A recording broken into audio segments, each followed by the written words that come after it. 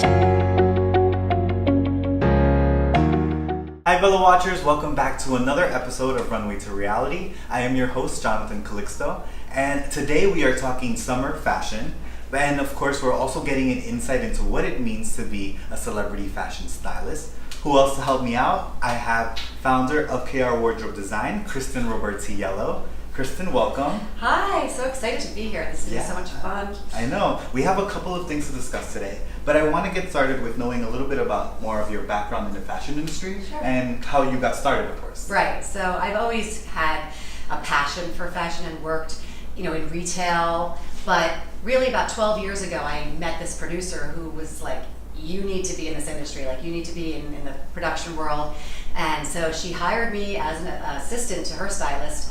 I did that for about 6 months and then started KRWardrobe Design, and from there just have done hundreds of commercials, TV show openers, promos, print shoots. Yeah, so much, and so very exciting. Yes. So of course you mentioned you have a passion for this industry. Right. But what are some of your fashion inspirations, or who inspires you obviously in this industry? Right.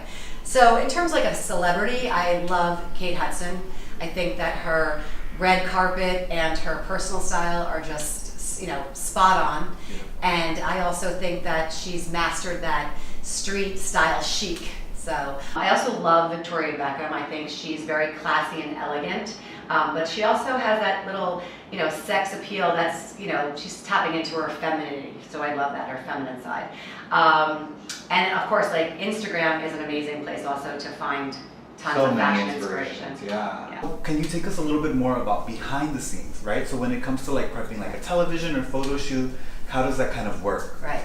So I love this question because I think, people don't realize they'll look at an ad or a photo or a commercial and they don't know that the craziness and just how much goes into it. There's a lot of work that goes into it, whether it's, a collaboration with the directors and, the agencies and the clients and just what their vision is, right? Or, working with the set design, what's the background, what couch is that person sitting on, or, making sure the colors work together. So, there's a lot of work that, behind the scenes that happens.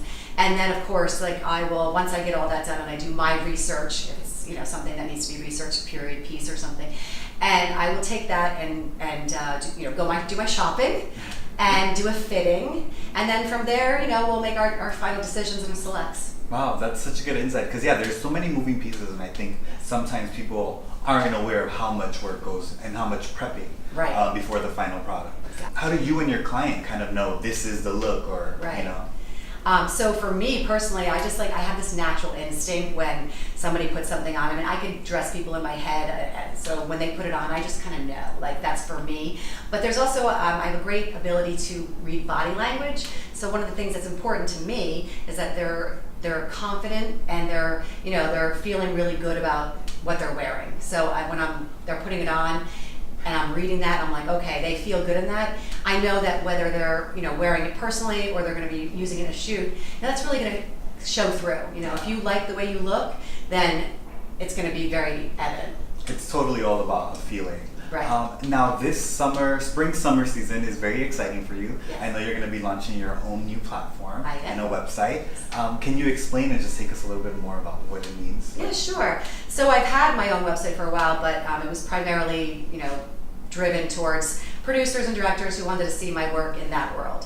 And, as time was going on, I started noticing there's this big change and in the industry where there's less work in this and it's more about social media and brand ambassadors and influencers. So I said, okay, I'm gonna go with this, and so I decided to build this website out where people can come for fashion tips, inspiration, and my Like to Know will be on there as well.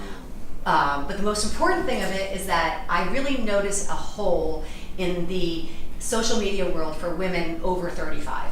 So, they could look at Instagram and say, oh, well, that 20-year-old is really cute and I love what she's wearing, but I can't wear that or I can't relate to that. And so when I really was trying to find, inspiration for women that were 35 and older, I found not that it's not there at all, it's just really, really lacking. Okay. So I want to, draw women to my website to teach them you can still dress trendy, you can still be really, looking really nice and age appropriate.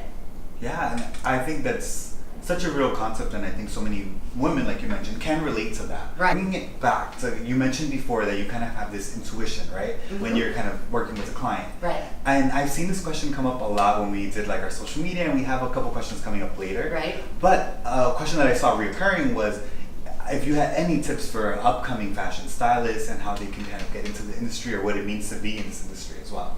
Don't do it. No, I'm totally kidding. No, it's great. I'm kidding.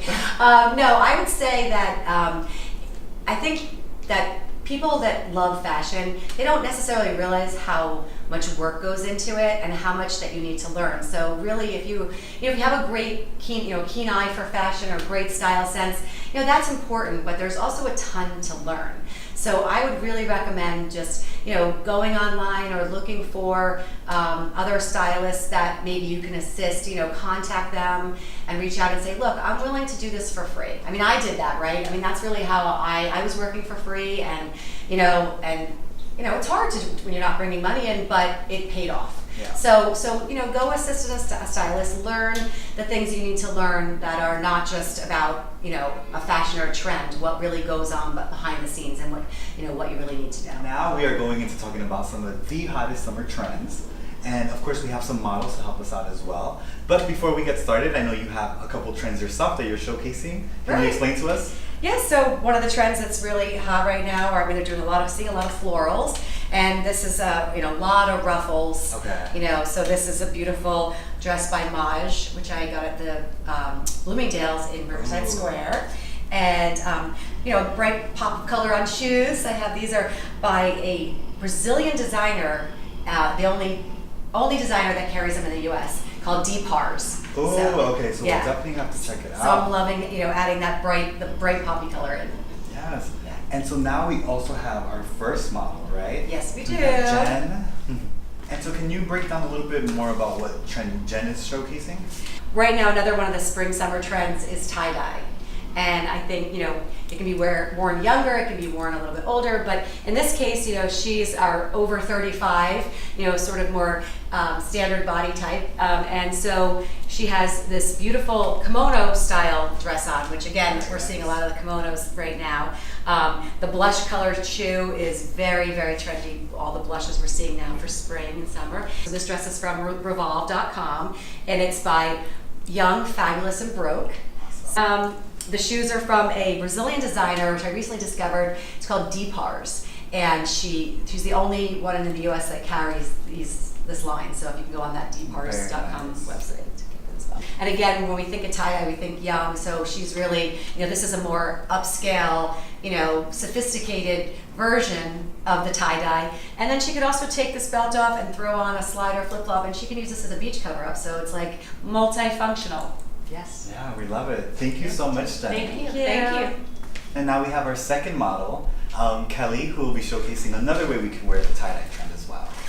Love Kelly's outfit. So Kelly is wearing, as you said, the tie-dye, but this is a more younger, look, and this is a jumpsuit.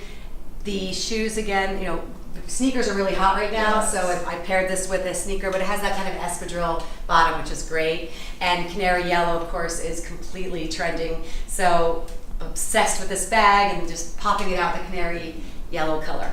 And as well, and the other great thing about this, again, with the other look too, is that she could pair this with a heel, an espadrille, and kind of take this, change out the accessories a little bit and take this look from day to night as well. But it's just a younger look for the tie-dye versus the more sophisticated look we had on Jen.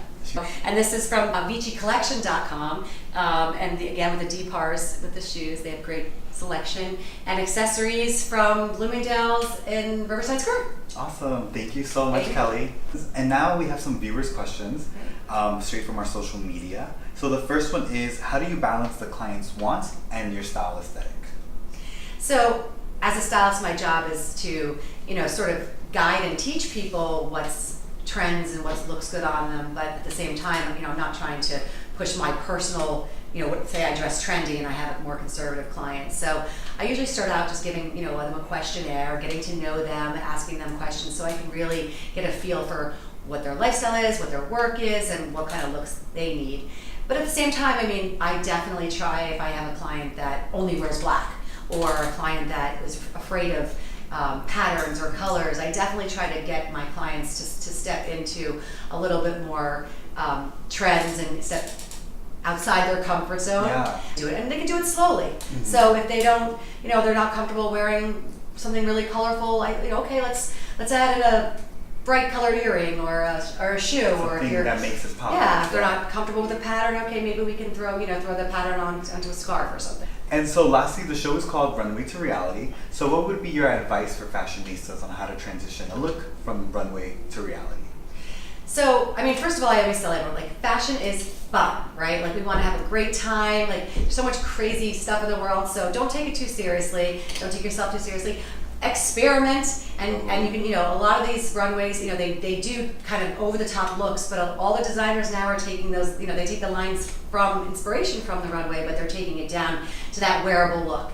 So I would say, just pick and choose what resonates with you, and go with it, Yeah. Rock it. Confidence is key. Yeah, I love that. Well, thank you so much, Kristen. We enjoyed having you here today as well. Thank you. It was and great. you're showcasing, of course, some of the hottest summer trends that we need to try out this summer. Absolutely.